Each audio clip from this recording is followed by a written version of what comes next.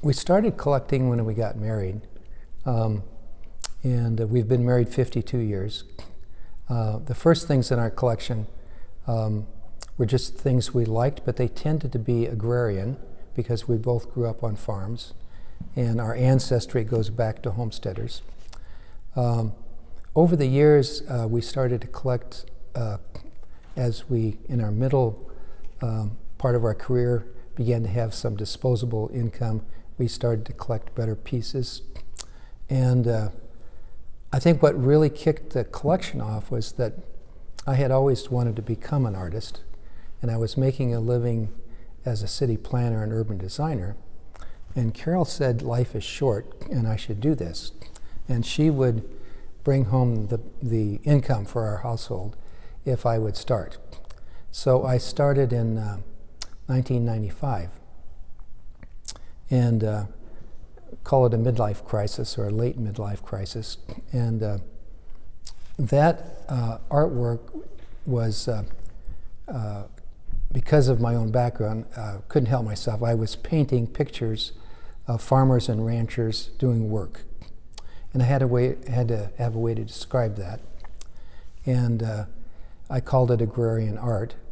And that got us thinking about what that, looking at art through that lens would be like, and got us thinking about other artists who would do that, and looking at other artists who are contemporaries of mine, very few of them doing that work.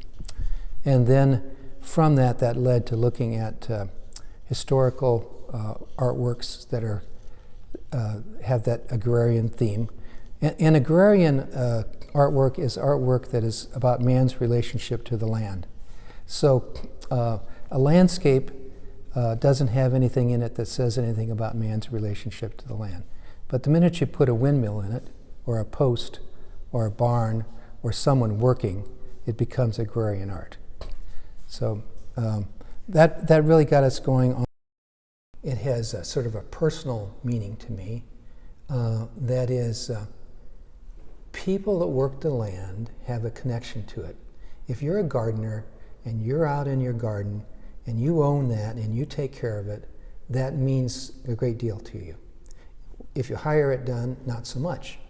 So when you had 40% of the US population essentially gardening our country, then that was a big deal. We understood it, we took care of it, and decisions that were made about it were by people who had some investment in it. So I think the most important story of the collection is the story of the whole. There are a lot of great individual works of art, but what we realized as we were putting this together, this is essentially a story of our own families, and then as we put it together, then you can generalize this to a couple million, almost 4 million pioneers who had this similar experience.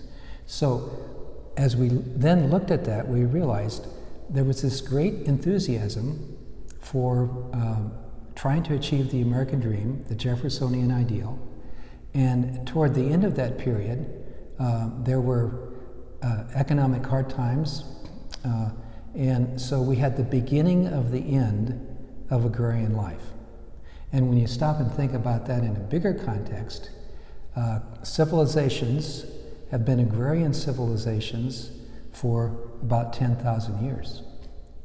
In these 85 years, represented in these paintings, is the turning point. And because of that, this person is tied to the land in a way that we city people can never be tied to the land. That experience, if there's a Mother Earth, a Father Sky, if there's a God in heaven, you experience it. You feel something of it when you're totally engaged, mind, body, and soul, in that activity. And that is in that picture.